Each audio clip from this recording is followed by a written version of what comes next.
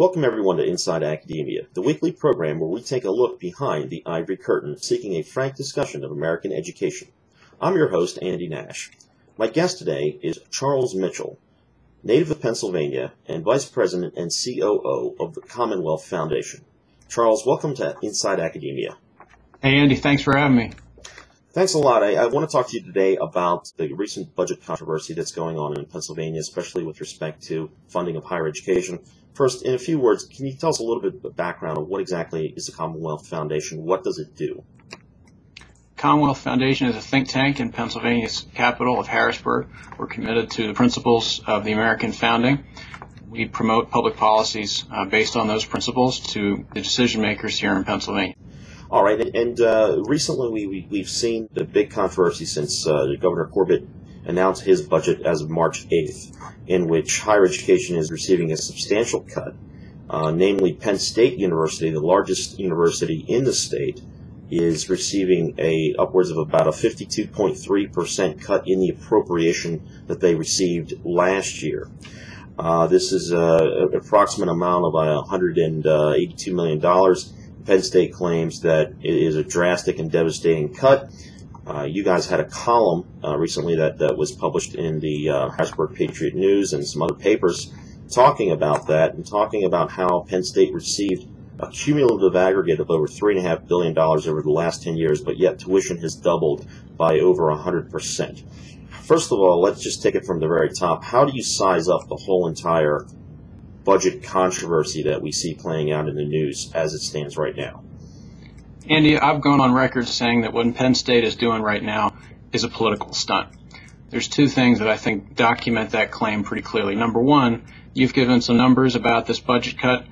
If you look a little bit deeper into the numbers, it's less than a 4% cut in Penn State's total budget. Less than 4%. Look around Pennsylvania, look around the United States. A lot of families out there are dealing with cuts in their budget of a lot worse than 4%. So I think we need to take that into account in this debate as we're hearing these cries that it's a historic cut, that it's this, that it's that. The other thing is, you mentioned the number $3.5 billion. That's what Penn State received from Pennsylvania taxpayers over the past decade. And as you know, higher ed is something I've been looking at for a while in my career, even before coming to the Commonwealth Foundation. And you always hear this claim that if there's a nice big taxpayer subsidy for public universities, it'll keep tuition down. That's what we're hearing here in Pennsylvania right now. Well, again, look at the evidence. The evidence does not show that. $3.5 billion in a decade from taxpayers, and Penn State doubled tuition. To my mind, there's one of two things going on there. Either the taxpayers aren't generous enough, or Penn State's not being careful enough. Along the lines of not being careful enough, what exactly do you think Penn State is spending all that money on? Why is that not enough to keep tuition at a moderate pace?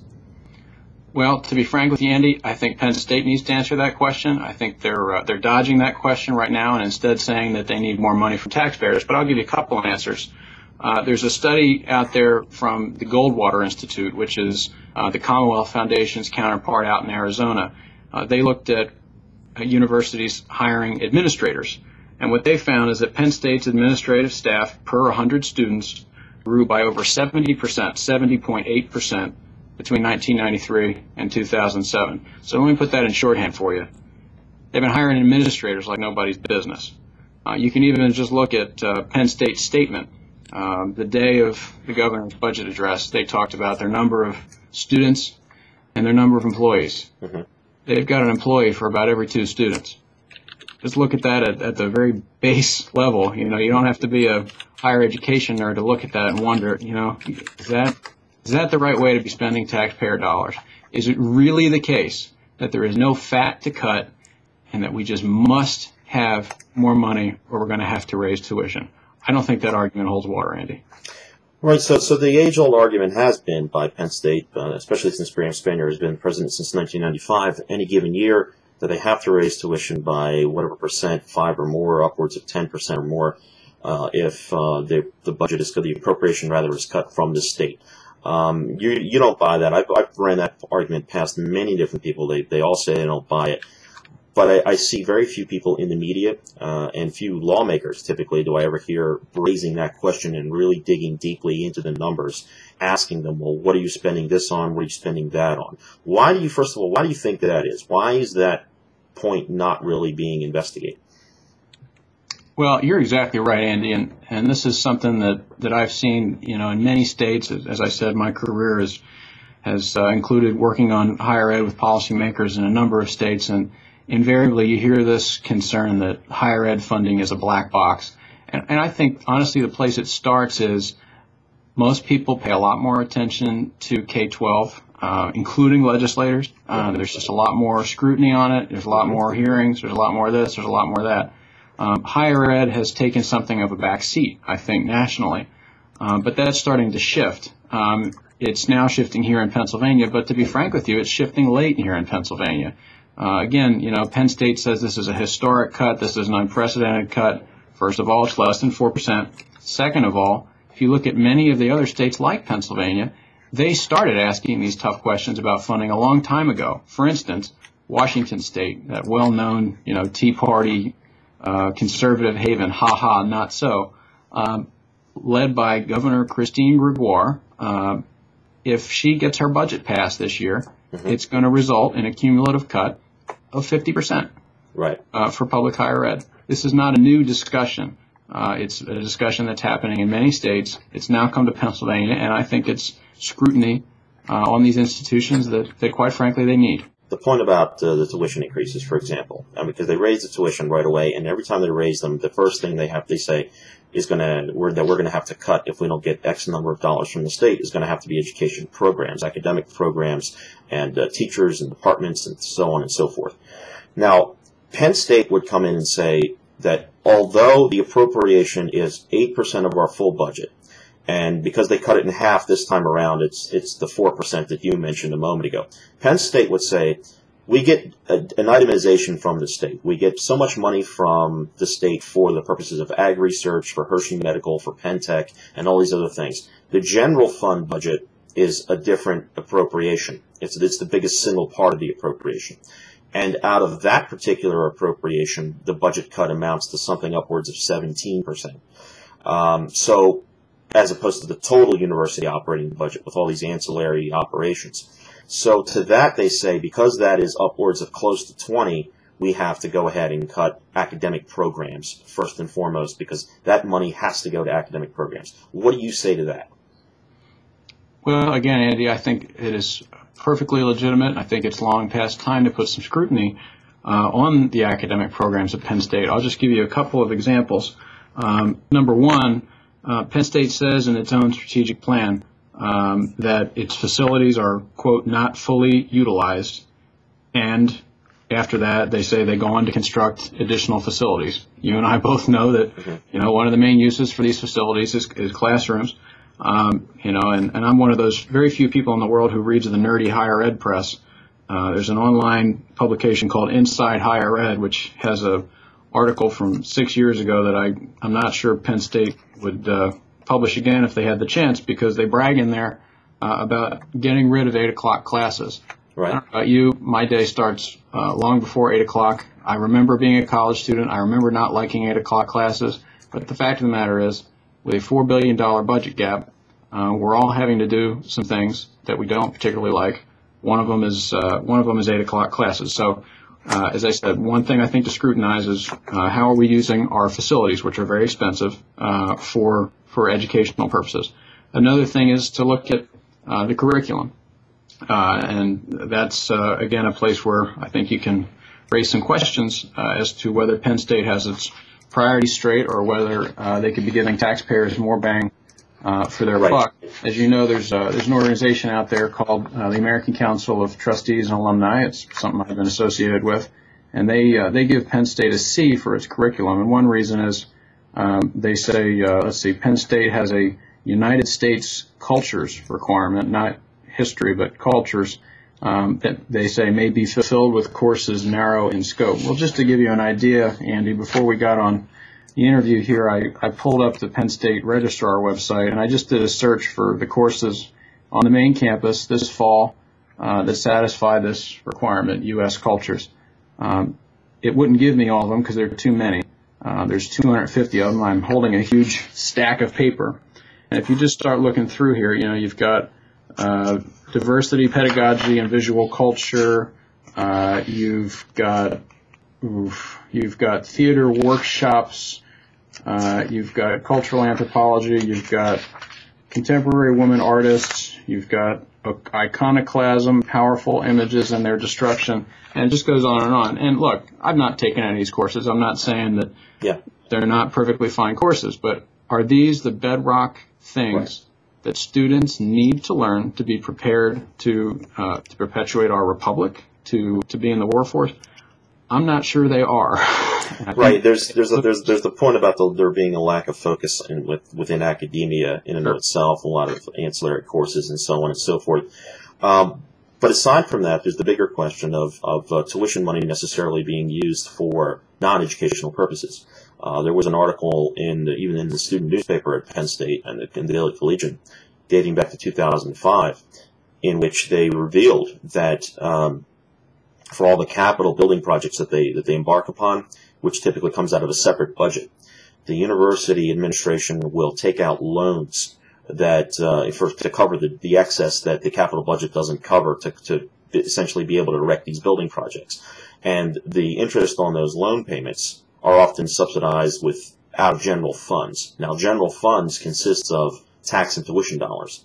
So that's just one of several things that further burdens the appropriations and the tuition dollars that undergraduates pay.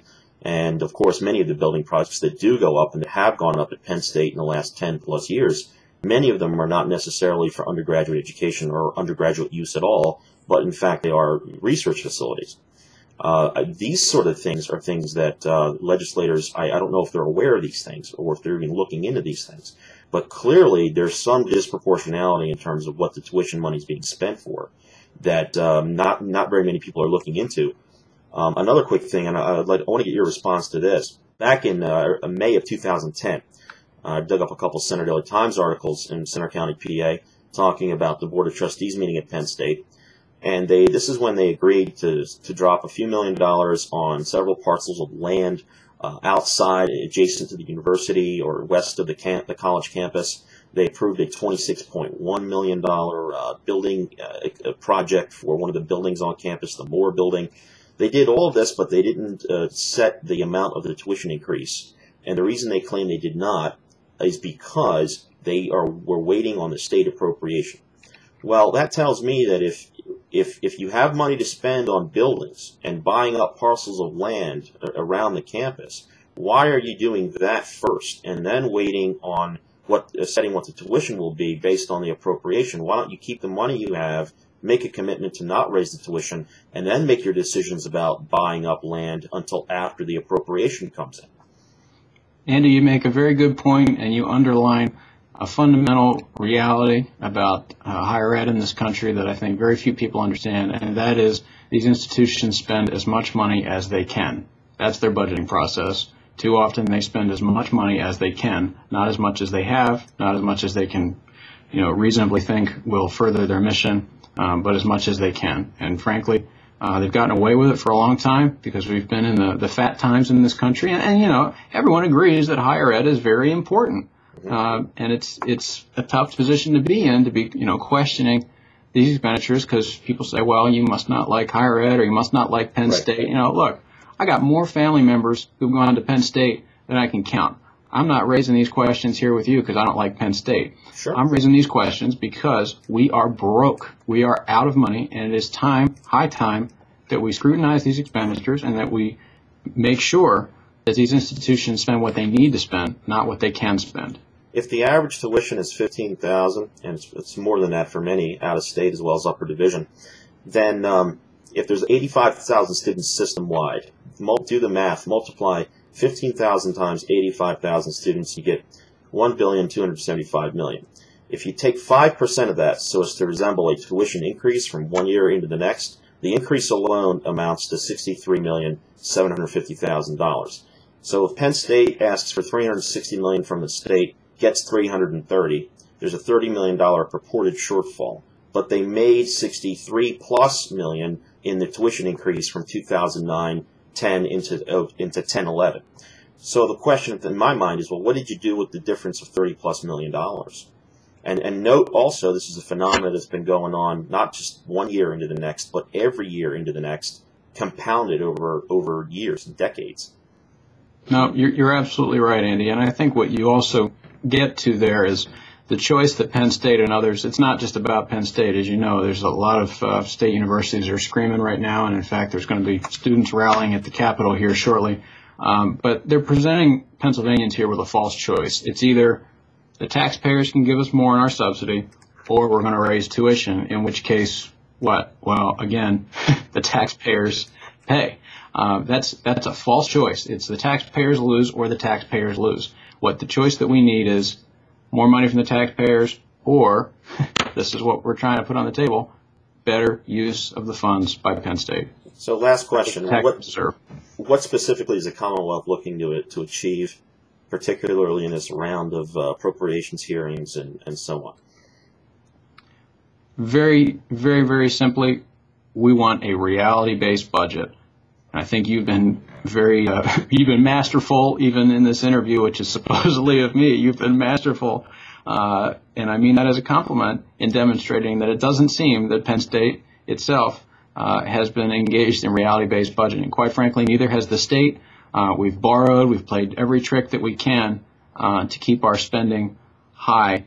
The Commonwealth Foundation agrees with those here in Harrisburg who have said it is time for a reckoning. We are against a tax increase. We want to see a reality-based budget here in Harrisburg that makes some sensible belt-tightening reductions, just like our families are doing across the state. Right. And how can the state legislators hold the university accountable for greater transparency and to get it to refocus its limited resources on its core mission of education? Well, there's two easy ways, or I should say simple ways. One is ask more questions. You know, again, I've seen this across the country that there's much fewer hearings on higher ed spending than there tend to be on K-12. Just bring these guys in and ask them what they're doing. Get good numbers. Demand good numbers. Don't take this fuzzy math stuff that you get sometimes. But then the second thing is, you know, and I think this is where we have to give the governor, the budget secretary, and the secretary of education some credit. This proposed cut is making them answer some tough questions. Okay.